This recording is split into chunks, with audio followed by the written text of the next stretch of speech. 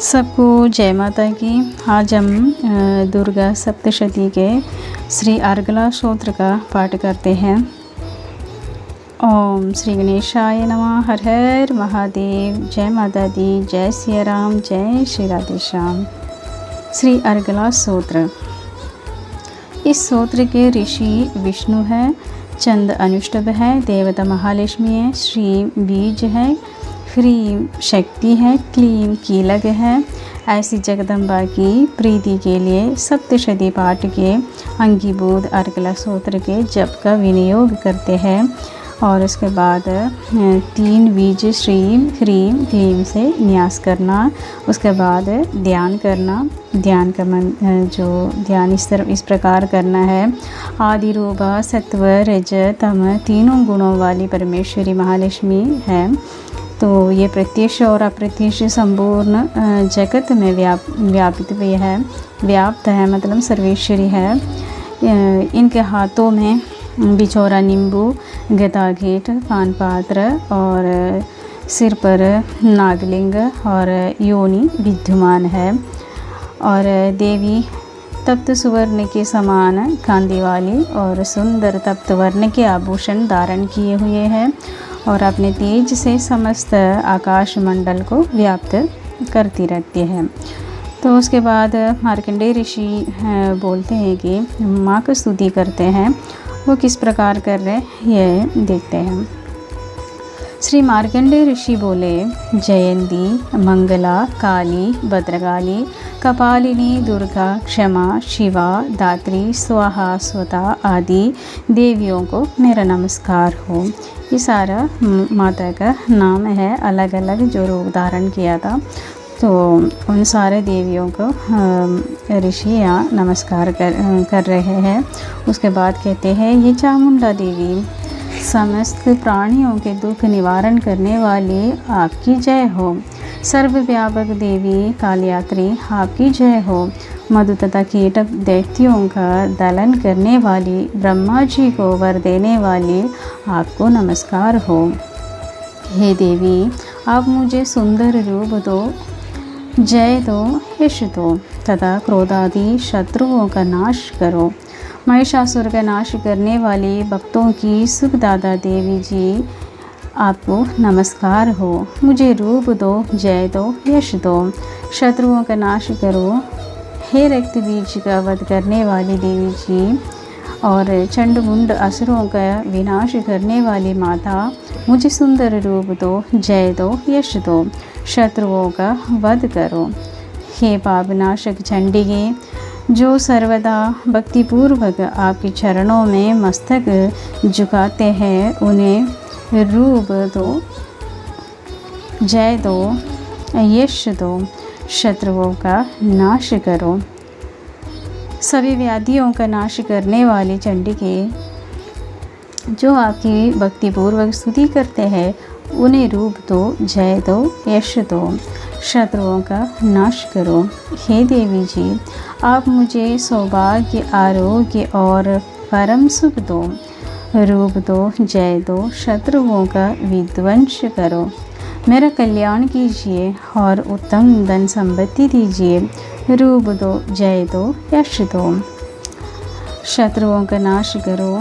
हे माता, आपके चरणों पर देवता और दैत्य दोनों ही अपने मुकुट की मणियाँ घिसते रहते हैं।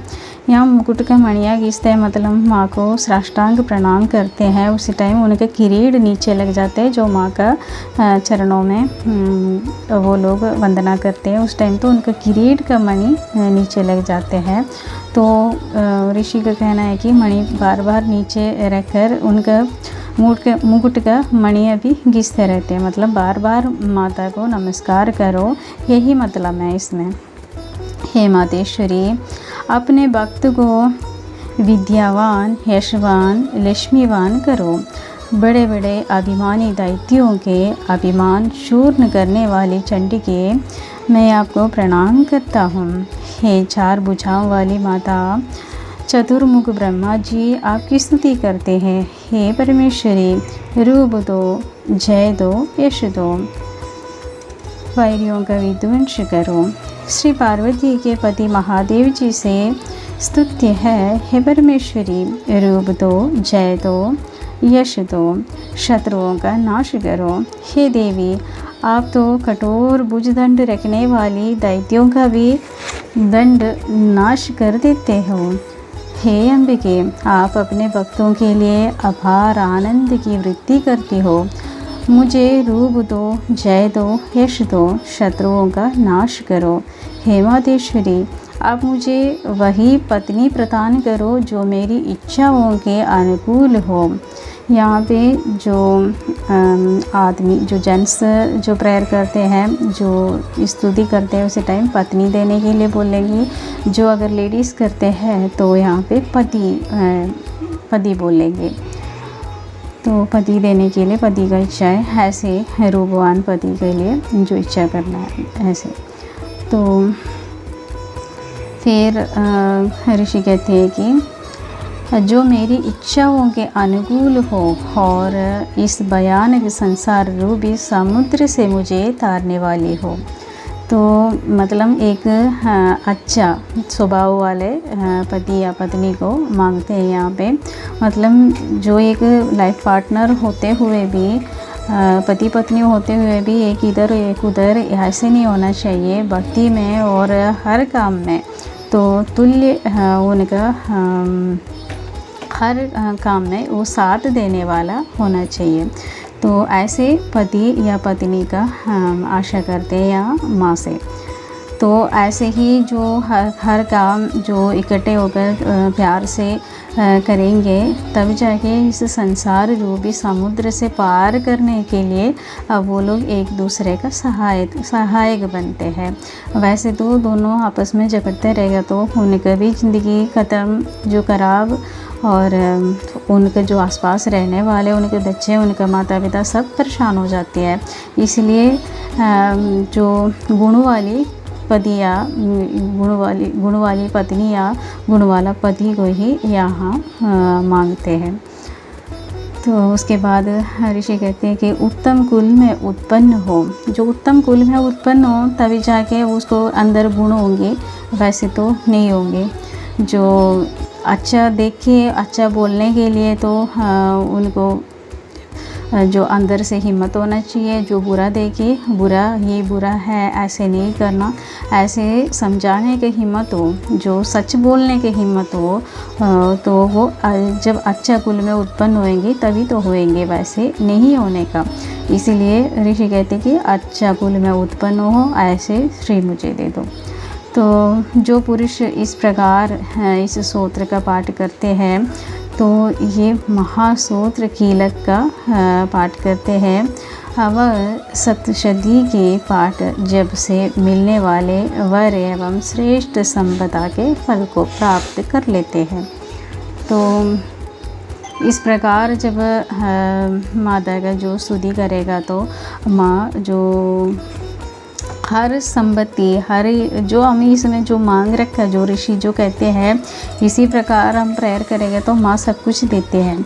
तो माँ सब कुछ देते हैं ये कहते हैं। तो उसके बाद हम अगला जो स्तोत्र पढ़ेंगे उसमें महादेव विकल्प भी डालते हैं। वो हम अगले स्तोत्र में जो यहाँ पे महास्तोत्र कीलक बता रहे हैं ना, तो कीलक स्तोत्र में महादेव के लिए विकल्प डालते हैं, क्योंकि माता से हम जो भी मांगते हैं माता एकदम दे देती हैं। तो महादेव उसके लिए जो अगले स्तोत्र में जो विकल्प डाल रखा है वो अगले स्तोत्र में हम पढ़ते हैं। तो ये माता का इस स्तोत्र यहाँ पे समाप्त है। जो मार्कंडेय ऋषि माँ का जो स्तुति किया था वही है ये अगला स्तोत्र। तो ये दुर्गा सप्तशती का जो पाठ करते हैं तो एक एक श्रोध करके, जो स्तोत्र करके इनको पढ़ना होते हैं, उसके बाद ही अध्याय को स्टार्ट करना होते हैं, तब जाके उसका फ़ायदा मिलते हैं। तो आशा करती हूँ आप लोगों को इस स्तोत्र को समझ आएगी होंगे। तो इसी प्रकार प्रार्थना करना, और अगर पसंद आ गया तो लाइक और शेयर कर लीजिएगा। जो भी सब्सक्राइब नहीं किया वो लोग भी कर लीजिएगा। सबको जय माता की। अम्बे नारायणा देवी नारायणा, लक्ष्मी नारायणा दुर्गे नारायणा,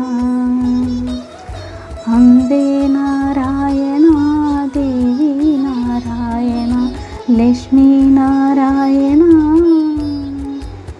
ദുർഗേ നാരായണ,